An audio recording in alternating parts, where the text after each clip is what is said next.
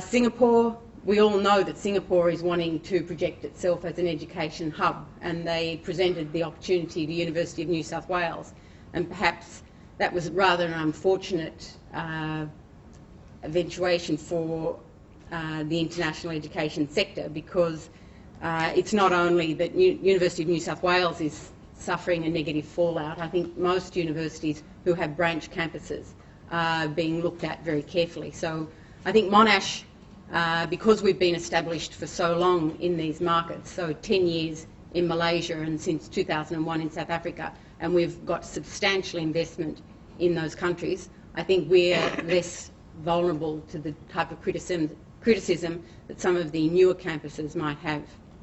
Malaysia are also wanting to increase the number of overseas students coming into Malaysia. So you can see that our traditional markets for education recruitment are actually positioning themselves as offering education. The third trend is demographic change, and one of the significant changes within the old hubs, and Australia as an example, is the ageing of academics and of our infrastructure. The majority of our academics are aged over 45, and it's predicted that a third of the academics will retire within the next decade. So this means that we're going to have a labour shortage within universities in Australia.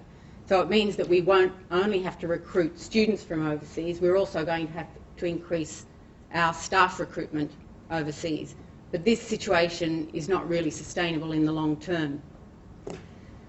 So there's not only pressure for staff at Monash and for the top 8 universities in Australia, and perhaps for all the universities in Australia, to increase their research output, to become research active.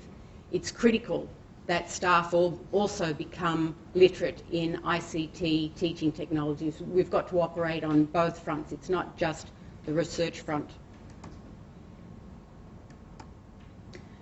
So if we look at the demographic change in some of the new hubs, China still has unsatisfied demand for education, but it's going to be moderated by the one-child policy. So the one-child policy has been in place now for 20 years or so. And so if you look at the population profile of China, you'll see that the number of students who are coming into high school and to university is starting to reduce, although it's got a huge population. But nevertheless, there's going to be an impact of demographic change on the Chinese education system. That process is already well advanced in Japan. They had a very slow birth rate. Now they've got excess education capacity, and they've also got quite dramatic labour shortages. In Singapore, export of education industry and the commercialisation of R&D outputs is a priority for Singapore's future.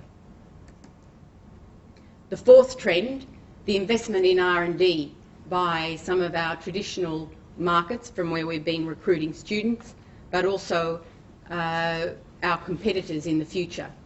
So President Hu Jintao said of China's strategy for development, the practice of the world's scientific and technological development shows that only with strong capacity of innovation can a country win the initiative in the international competition.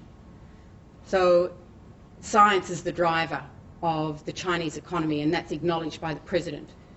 Now, I'm not quite sure we could say that John Howard actually says the same thing about Australia. India, strategies for development. Science and technology must pervade our psyche, our ways of thinking and our ways of working.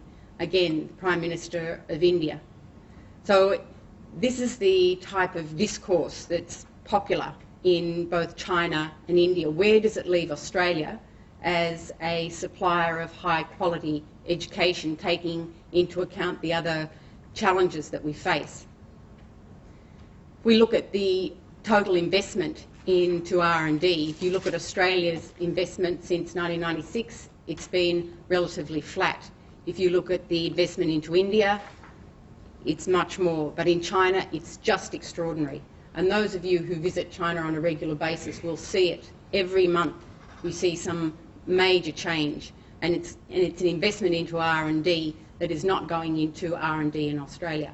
So again, that presents us with certain challenges as education providers.